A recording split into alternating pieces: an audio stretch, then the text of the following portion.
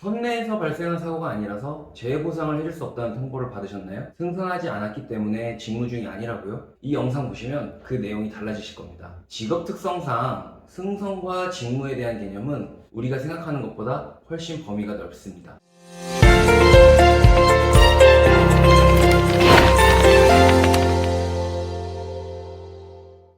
안녕하세요.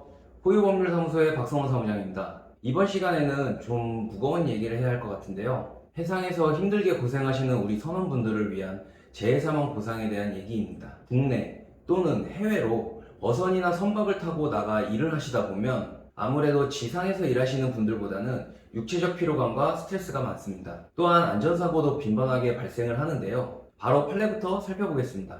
첫 번째 판례는 국내 선원 재해사망인데요. 사고 내용을 간략하게 설명드리자면 선원 A는 선박 소유자 C와 선원 근로계약을 체결하였고요. 근로계약 체결 당시 제출한 건강진단서상에 특별한 병명은 없었습니다. 선박에 승선하여 근무하던 중 몸이 안 좋아 인근 병원에 가서 진료를 받았는데요.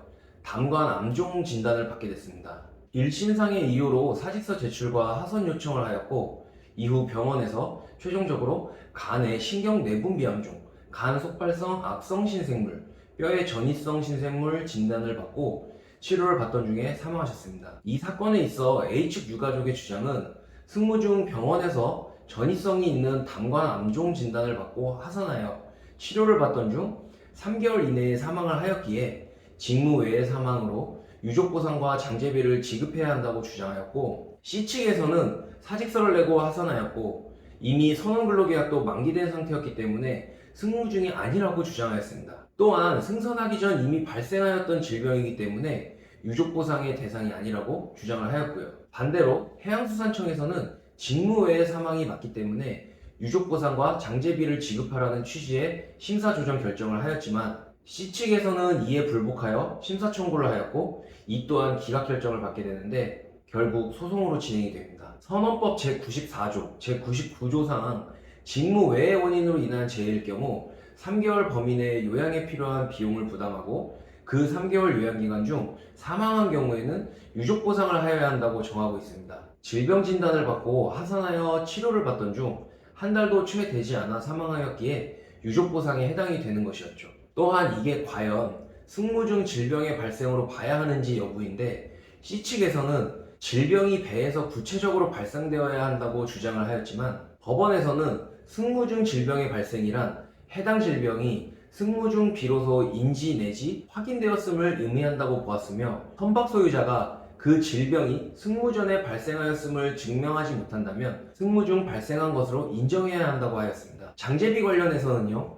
선원이 사망하게 되면 유족에게 장제비를 지급할 의무가 생기는데 C는 A가 사직서를 제출하고 하선하였고 사직서 제출 전 이미 선원근로계약이 만료되었다고 주장을 했습니다. 하지만 법원에서는요. 직무의 질병이 발생하여 3개월 요양기간 중에 사망하였기에 선원이 그 지위를 유지하는지 여부와 무관하게 장제비도 지급해야 하며 선원근로계약이 만료되었다고는 하나 그 이후에도 계속 승선을 하였고 임금 또한 지급하였던 점을 근거로 계약이 묵시적으로 갱신되었다고 보았습니다. 그렇게 해서 법원은 유족보상금으로 승선평균임금 1001분과 장제비로 승선평균임금 121분 해서 약 2억 6천만 원을 지급하라고 주문했습니다. 두 번째로 보여드릴 판례는요.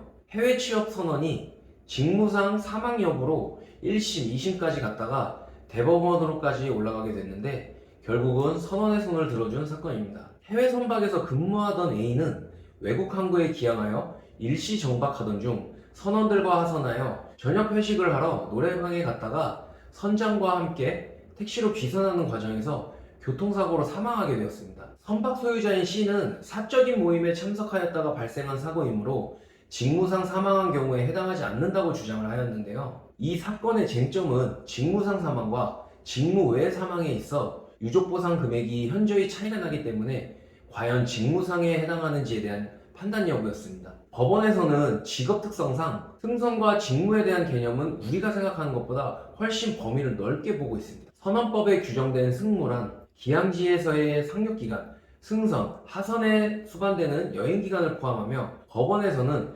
직무란 근로기준법에 규정된 업무보다는 넓은 개념으로서 해양근로의 특수한 성질에 비추어 볼 때 선내에서 이루어지는 일체의 행위 이상으로 선박에 타거나 떠나는 경우, 승선 또는 하선 중인 경우, 자신의 승용차나 대중교통수단을 이용하여 생활의 근거지에서 승선지로 이동하거나 하선지에서 생활의 근거지로 이동하는 경우, 기항지에서 식사, 물품 구입, 통신 등 사회통념상 허용되는 행위를 하는 경우 등등 그 자체는 선원으로서의 고유한 직무에 해당하진 않지만 직무 수행성이 인정된다고 보고 있습니다. 그렇다면 기항지에서 식사를 하고 승선지로 이동 중 사고가 났기 때문에 직무로 볼 수 있겠죠. 또한 이 식사 자리는 단순한 사적 모임이 아니라 회식 자리였으며 그 자리에는 선장과 1등 기관사, 1등 항해사도 함께 있었습니다. 이는 해양근로로 인한 긴장을 해소하고 노동력을 회복하기 위하여 사회통념상 허용되는 행위를 하다가 발생한 사고이며 선장의 지배관리 하에 있었다고 판단하였습니다. 해서 승선 평균 임금 1,301분과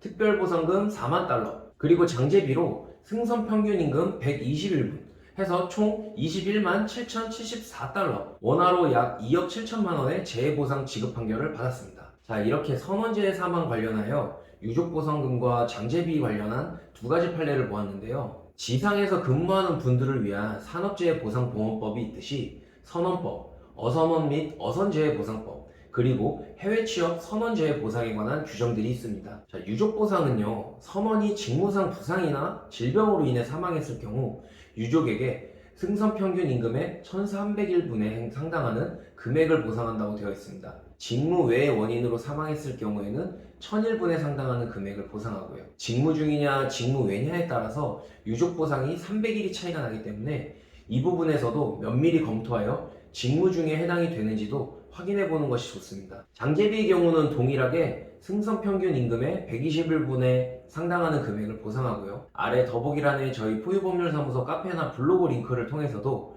선원재해 보상에 관한 내용들이 있으니 한번 보시면 좋을 것 같습니다. 자, 오늘은 선원재해 사망 보상 관련하여 설명드렸고요. 영상 내용이 도움이 되셨다면 구독과 좋아요 한 번씩 눌러주세요.